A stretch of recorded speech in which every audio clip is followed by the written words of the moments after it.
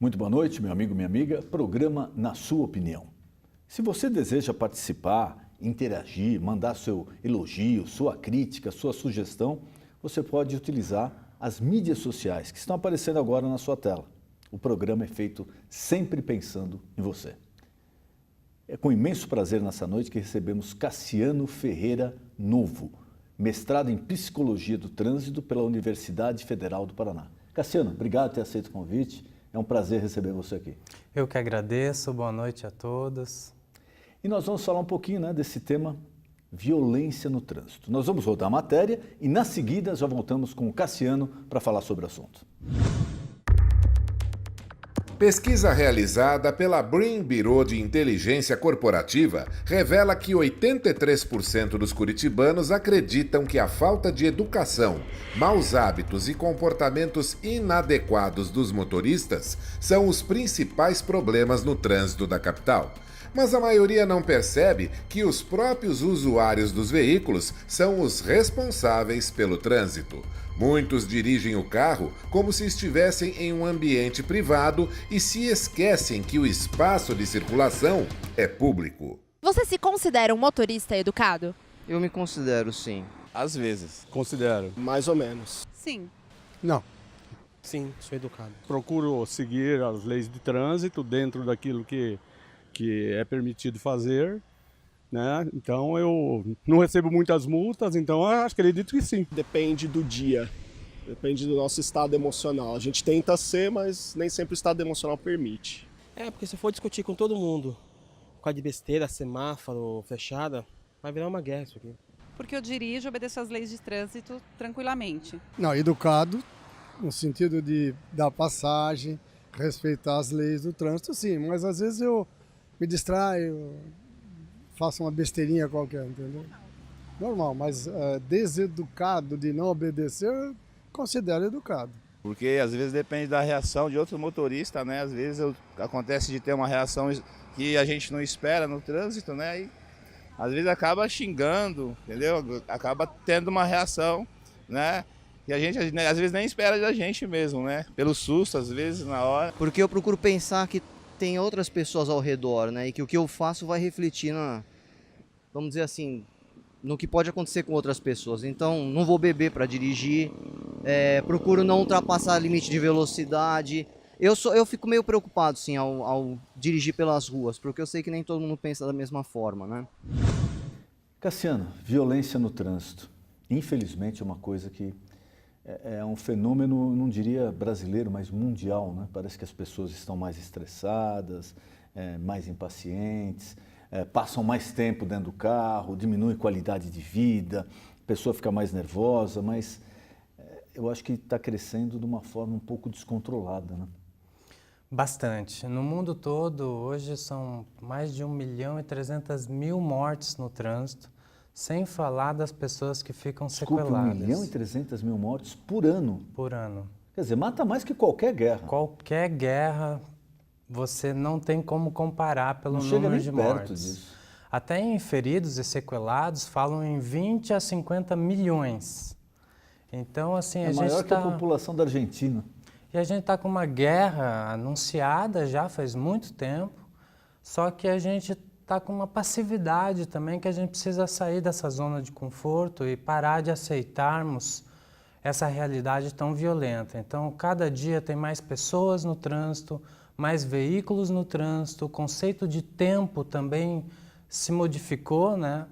Então, você tem uma pressa, um estresse muito mais elevado e isso acaba gerando esses comportamentos agressivos no trânsito que a gente precisa mudar um pouco a nossa percepção, o nosso próprio comportamento, né? Mas quando a gente fala da violência no trânsito, o primeiro aspecto que vem na nossa cabeça, o que é?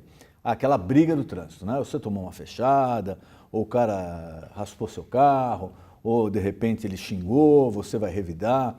Mas a violência do trânsito parece que é um problema bem maior que esse, né? A pessoa, eu li recentemente, parece que a pessoa quando entra no carro, ela tem um sentimento assim, de posse, de domínio, né? De poder que tenta exercer no trânsito, que é uma área comum a todos, né? Muitos usam aquele desenho do Pateta, que ele entra no carro e se transforma, né? Exato.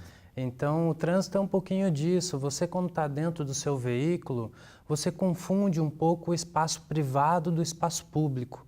Então, você, dentro do seu carro privado, que é seu, é sua propriedade, você está no espaço coletivo. Só que você se comporta como se você estivesse, às vezes, na sua própria casa. Então, os seus objetivos individuais acabam sobrepondo sobre os objetivos coletivos. Então, a gente precisa respeitar um pouquinho mais o outro, dividir um pouco melhor esse espaço que está rodeado de ideologia e poder, né? Se você tem um carro potente, um carro caro, ou aquela moto 1000 cilindradas, né, que já vem com barulho, você já vai abrindo para ela passar, ou um caminhão, um ônibus. E o pedestre, o ciclista, acaba ficando numa situação muito vulnerável. E a gente precisa cuidar um pouquinho mais desse pedestre, desse ciclista, da nossa própria família, até dentro do carro. A gente vê pessoas sem cinto, sem uma cadeirinha bem ajustada. Mas isso não entra um pouco na educação do trânsito? Porque parece que agora a mídia tem ajudado um pouco mais, tem feito mais divulgação sobre o assunto, mas eu acho que é um assunto que deveria nascer ali na escola. Porque mesmo a criança lá com 7, 8, 9 anos de idade, parece que não, mas ela está prestando atenção no que o pai está fazendo no trânsito. Se o pai para em fila dupla, ela acha normal. Se o pai não usa o cinto, ela também acha normal. Se o pai buzina, xinga no trânsito, ela também vai começar a achar normal. Será que a gente já não deveria começar a investir pesado para preparar essa próxima geração numa mudança radical? Com certeza. Às vezes a escola joga para os pais jogam para a escola. A gente precisa ter um sistema de valores na família que vão formar a base para os comportamentos de gentileza, de respeito, de solidariedade. Então a gente vê uma falta desses valores coletivos na nossa própria família, com exemplos, às vezes, dos nossos pais que são equivocados. Agora está tendo uma tendência muito grande de utilização do celular. Então a criança, ela aprende como? Primeiro pela imitação. E quem que ela vai imitar? Vai imitar as lideranças que mais têm valor para ela, que são os pais. Se o meu pai pode fazer, se ele acha natural, lógico que eu vou fazer também. E daí a escola ainda não assumiu o tema trânsito por diversos fatores, e a gente acaba não tendo na escola espaços de construção, de aprendizagem, para que a gente possa exercer uma cidadania no trânsito. Então a gente acaba pensando em cidadania como uma busca de direitos. Eu tenho direito disso, eu tenho direito daquilo. Mas qual é o meu dever, né? Qual que é o meu dever? Então a gente precisa cumprir um pouquinho mais as nossas normas, e isso vem de berço, vem da nossa própria família, vem das escolas, que hoje você tem a lei do Código de Trânsito Brasileiro, que é de 97, que já diz no seu artigo 76 que tem que ter educação de trânsito na educação infantil até a universidade. Então a gente não vê projetos, programas consistentes, tem alguns isolados muito bons, mas a gente vê uma carência muito grande em relação à educação de trânsito, à formação do cidadão de trânsito. Às vezes o pedestre, ele nem sabe como atravessar uma rua, ele nunca aprendeu isso. Ele vai ver trânsito quando ele vai tirar carteira na CNH, numa autoescola. Então a gente precisa construir uma formação mais sólida para o pedestre, para o ciclista também, para que quando ele cresça, ele já tenha internalizado um pouco essa questão da cidadania e principalmente em relação ao cumprimento dos nossos deveres enquanto cidadãos do trânsito, né? E quanto esse é o custo, né? Lógico, às vezes a pessoa perde um membro, não tem dinheiro que pague, o dano moral que a pessoa sofre, tudo, mas o custo para o Estado, essa violência no trânsito, quanto custa para o governo? Olha, tem alguns estudos do IPEC que colocam 50 a 55 bilhões de reais por ano só na questão das ocorrências de trânsito. Então, além dessa questão de você deixar um buraco na família, né, que não tem como... irreparável, né? Irreparável. Então, você perde membro, você perde até um ente querido seu, isso nunca mais vai voltar a ser como antes. Mas a gente tem um custo muito alto, porque quem mais morre hoje no trânsito é o jovem do sexo masculino, que está na sua produtividade, assim, está no melhor momento dele. Essa, né, seria justamente a minha próxima pergunta. Qual é o perfil da vítima mais comum da violência no trânsito no Brasil? Hoje você tem o sexo masculino, motociclista, ensino médio, é o perfil que mais está morrendo. E na faixa etária? De 19 a 25 anos. Aí essa 29 anos, depende do estudo. E se a gente pegar esse perfil de idade, é a primeira causa de morte no mundo, é o trânsito. No mundo? No mundo. Então você... Quer dizer, supera câncer, supera doenças cardíacas, tudo isso daí. Porque o jovem está com a sua saúde muito boa. Então ele acaba morrendo por uma questão de um traumatismo externo, né? A questão da violência também urbana, que fica competindo com o trânsito, né? Quem tem uma violência maior está quase que empatando ali, mas a gente vê esse jovem em plena capacidade produtiva, morrendo ou ficando inválido, e a gente precisa olhar de outra forma, né? Então, muitos gestores se preocupam com a questão de custo e não percebem que é um investimento, que vai ter um retorno. Você vê 50 bilhões por ano, é muito. Dá para investir em um monte de coisa. Isso daí é mais até do que se fala aí do Bolsa Família, tudo isso. E você tem no FUNSET, que é o Fundo Nacional de Educação para o Trânsito e Segurança do Trânsito, você tem, eu acho que uns 7, 8 bilhões lá, guardados, que está travado. Está travado para superávit primário, então para pagar juros da dívida, mostrar que tem dinheiro no caixa, né? Então a gente precisa olhar de outra forma isso, para que a gente possa reverter esse custo que tem um impacto social enorme, realmente. Eu tive a oportunidade de conhecer um centro de reabilitação e me chamou a atenção. Ali era reabilitação tanto de acidentes de trânsito, como também pessoas que tiveram AVC ou problemas de saúde que vieram causar deficiência, né, na mobilidade. Mas o que me chamou a atenção é que praticamente, sem medo de errar, de 70% a 80% das pessoas que estavam lá procurando tratamento eram vítimas da violência no trânsito, e desses 70% a 80%, mais da metade, jovens assim com menos de 30 anos.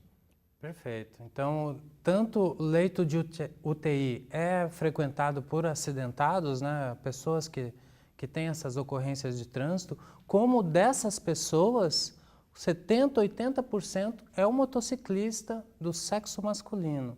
Então, a gente tem leitos de UTI que poderiam oferecer para outras pessoas com outras doenças, e fica lá essa quantidade enorme de acidentados, de pessoas feridas, ferimentos graves, e a gente precisa reverter isso, porque o impacto na saúde, o impacto na sociedade é muito grande, mas parece que as pessoas se acostumaram um pouco com essa violência, com essas mortes, então está um pouco banalizado, a gente precisa quebrar um pouco esse paradigma aí e não aceitarmos mais essa realidade, né? Mas aí, por onde começar? É lógico, a conscientização é muito importante, a orientação é muito importante, mas, na sua opinião, seria produtivo se aumentar a penalização aí de multas de trânsito, de fiscalização, até uma legislação mais dura prevendo a detenção, a perda da carteira? Porque hoje tem a pontuação, a pessoa... eu estou um tempo sem dirigir, mas eu vou lá, vou esperar, depois eu faço o cursinho, está tudo bem. E às vezes pessoas que provocaram acidentes graves. Será que só a conscientização vai resolver ou tem que ter medidas, uma legislação mais forte? Olha, a gente fala no tripé da segurança no trânsito. Então, você precisa ter uma via com uma infraestrutura adequada para tudo isso. A gente precisa ter um esforço legal, uma legislação forte e uma punição também exemplar. A gente vê poucas pessoas hoje que estão na cadeia porque mataram no trânsito. Então, essa realidade passa um pouco é uma sensação de impunidade e isso acaba gerando alguns comportamentos, mas a gente tem também uma formação ineficiente. Então a gente precisa ter um sistema de valores internalizados nas pessoas, internalizado. A gente precisa ter um comportamento mais adequado também enquanto cidadão no trânsito. A formação ela é suficiente, mas as ações isoladas elas não funcionam. Então não adianta você criar uma punição mais severa, dependendo do caminho você vai enxugar gelo, porque a pessoa ela vai ser punida, alguns mudam comportamentos, outros não mudam, alguns já têm um perfil contumaz, que é aquele perfil que repete, né? Então esse às vezes é difícil você educar. Então muitos colocam que a gente precisa educar as crianças, criarmos uma geração futura mais cidadã, mas hoje em dia a gente vê ações isoladas de todas as esferas, da educação, do esforço legal ou da própria infraestrutura, que faz com que a gente tenha uma realidade tão violenta. Então eu acredito muito assim em campanhas permanentes de trânsito, com uma fiscalização mais forte. Você vê muitos efetivos da polícia municipal, estadual, federal, que às vezes não tem um etilômetro para você usar ali numa blitz. Então a infraestrutura, o efetivo, a capacidade dessas polícias, elas precisam ter um olhar com valor maior para que a gente possa ter uma fiscalização mais forte e criarmos essa sensação de que se eu fizer algo errado, eu vou ter uma punição. Então a gente precisa ter essa sensação um pouquinho mais forte, né? E o álcool, ele está associado à maioria dos acidentes de trânsito? Tá, hoje falam em 22% a 32% das mortes no trânsito com álcool. Então você tem aí dos principais fatores, álcool, velocidade e a distração. Então a desrespeito à sinalização também. E a distração hoje, o que mais distrai as pessoas? Celular. O celular. Então a gente está com um comportamento novo de risco, né? Exato. No trânsito, que agora está avançando para as estradas. Então as pessoas vão se acostumando a utilizar o celular e tem a sensação, o excesso de confiança. Cada vez mais produtos no celular, a pessoa vai utilizando mais, porque começou até 20 anos atrás, o celular era só para você falar no telefone. Não tinha outra utilidade. Hoje está difícil dar aula até, né? Hoje ele faz, você paga a conta, você acessa a rede social, você faz N coisas. Existia um projeto, não sei se acabou sucumbindo aqui ou não, mas de no carro ser obrigado uma montadora, agora a partir dos modelos novos, ter um bloqueio do celular enquanto o motor do carro estiver ligado. Eu achei que era uma atitude válida, pelo menos, lógico, não vai ser eficaz 100%, mas acho que já ajuda, né? Sim, nos Estados Unidos tem uma tecnologia que mostra que naquela ocorrência de trânsito, o condutor estava utilizando ou não o celular. E hoje, acho que saiu recentemente na mídia, que na Europa agora vai ter um bloqueio de velocidade também. Então você está numa via 60 km por hora, você pode acelerar o que você conseguir com o seu pé ali, mas ele vai ficar a 60 por hora. Então, a partir de maio agora de 2018, as empresas vão produzir os carros com esse bloqueio e eu espero que chegue aqui no Brasil também, né? No Japão, me parece que já existe uma tecnologia que o motorista senta e ele é obrigado a soprar, né, no aparelho lá do carro e se tiver um nível acima do normal, não liga o motor, né? Isso mesmo. Algumas transportadoras que valorizam muito aspectos preventivos também têm nos seus caminhões esse equipamento, essa tecnologia. Então não adianta você trocar de motorista e assoprar. Então tem toda uma leitura facial para isso. Então é uma tecnologia muito importante, porque as pessoas às vezes até têm a doença do alcoolismo e estão dirigindo aí. Então a gente precisa ter mecanismos de controle também para que esse motorista não abuse. E não só o motorista. Quando a gente fala de álcool, a gente fala também de pedestre e ciclista. que atravessa, às vezes, uma rodovia ali, movimentada, sem nenhum cuidado. Isso mesmo. Aqui na região metropolitana de Curitiba, você tem muitos atropelamentos no contorno sul de pessoas, às vezes, que estão alcoolizadas ou também não tem nenhuma infraestrutura de passarela ali. Então, tem um projeto que não saiu financiamento, está parado ali e as pessoas continuam morrendo. Mas em Curitiba a gente tem o projeto Vida no Trânsito, que faz um diagnóstico de todos os fatores e comportamentos. E o IML, quando ele recebe um corpo de uma ocorrência de trânsito, ele tem que fazer o exame de sangue. Então, aí ele já vai saber se estava alcoolizado. Em 2013, que eu lembro, aqui em Curitiba, 10% dos atropelados tinha álcool no sangue.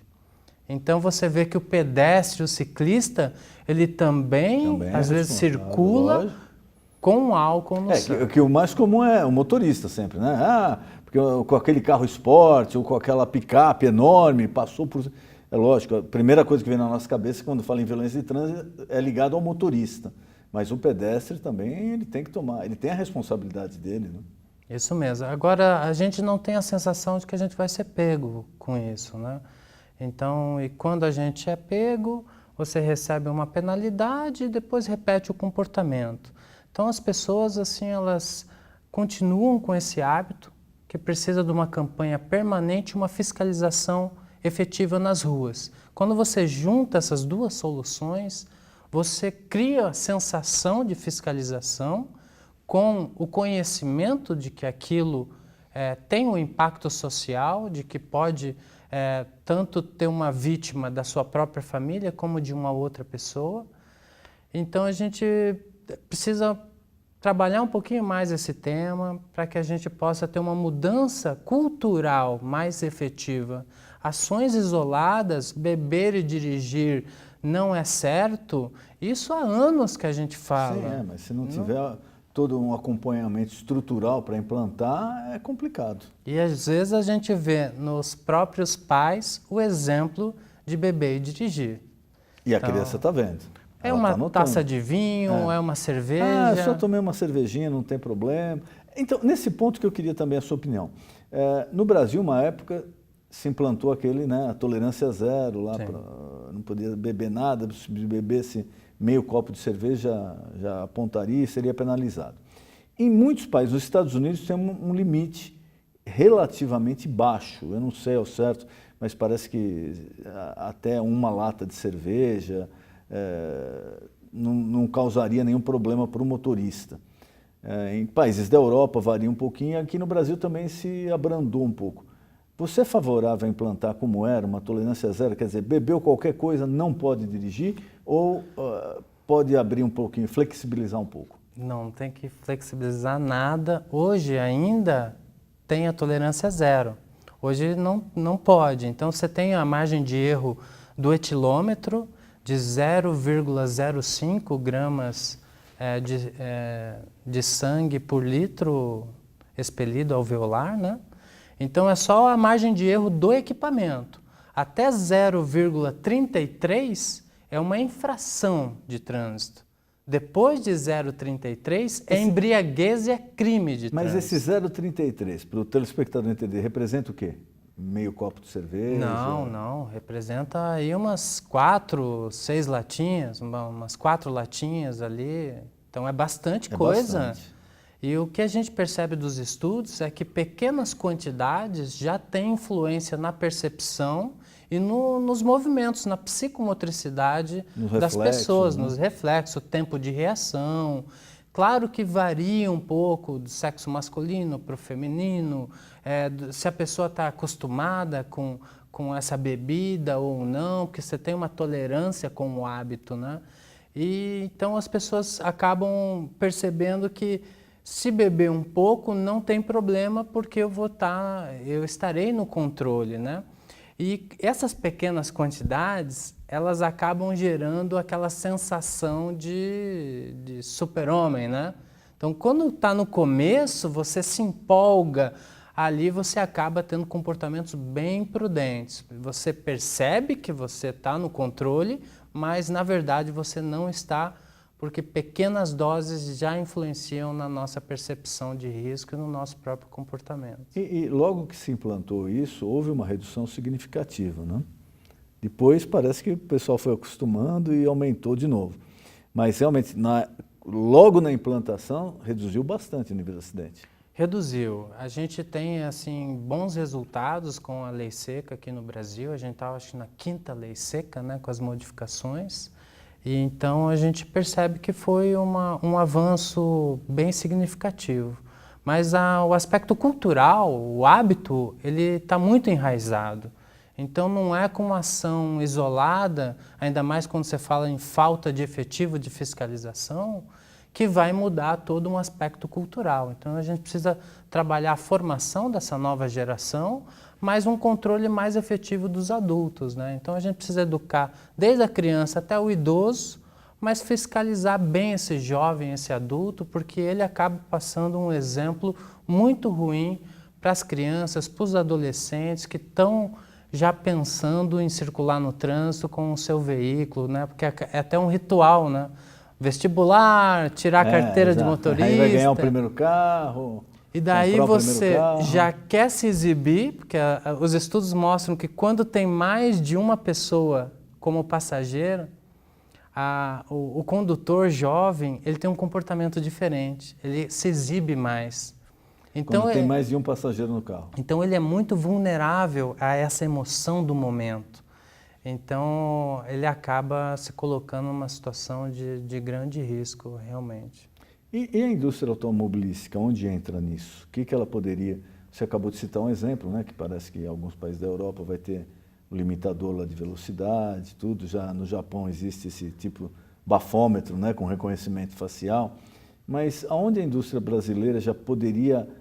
porque tudo que se fala aqui, olha, eu gostaria de fazer, mas isso vai encarecer o custo do produto, vai ficar muito caro, etc., não dá para fazer agora.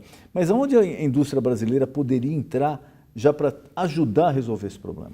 Olha, algumas marcas já estão desenvolvendo programas de educação para o trânsito, como cria um instituto da marca e tem os seus programas de educação para o trânsito.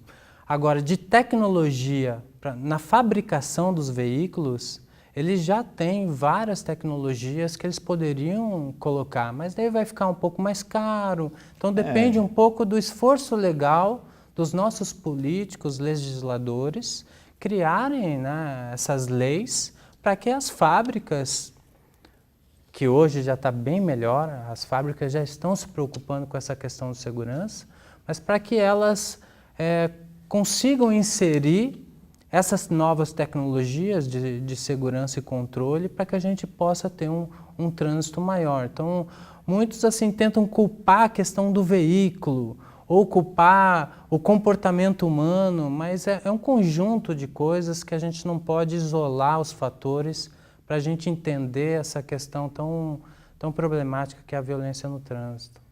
Queria mais uma vez agradecer a sua presença aqui e te colocar à disposição, algum tema que eu não perguntei, algum recado que você queira passar para o nosso telespectador, por favor. Bom, divulgar o site da mobilidadesegura.com.br, onde eu realizo consultorias de segurança viária nas empresas, palestras, cursos, programas de comportamento seguro, e ressaltar um pouquinho mais essa questão da prevenção. Então, acho que eu percebo que a raiz cultural, ela precisa ser mudada. Então, a gente não está acostumado a sermos preventivos. A gente mais se arrisca do que previne. Então, a gente tem que mudar um pouquinho essa percepção para que a gente possa criar o hábito seguro no dia a dia e percebermos que, às vezes, perder um minuto, você pode ganhar a sua própria vida, né? Então, acho que isso aí vale a pena a gente enfatizar. Cassiano, muito obrigado mais uma vez, foi um prazer recebê-lo aqui. Prazer foi todo meu. Programa Na Sua Opinião. Boa noite.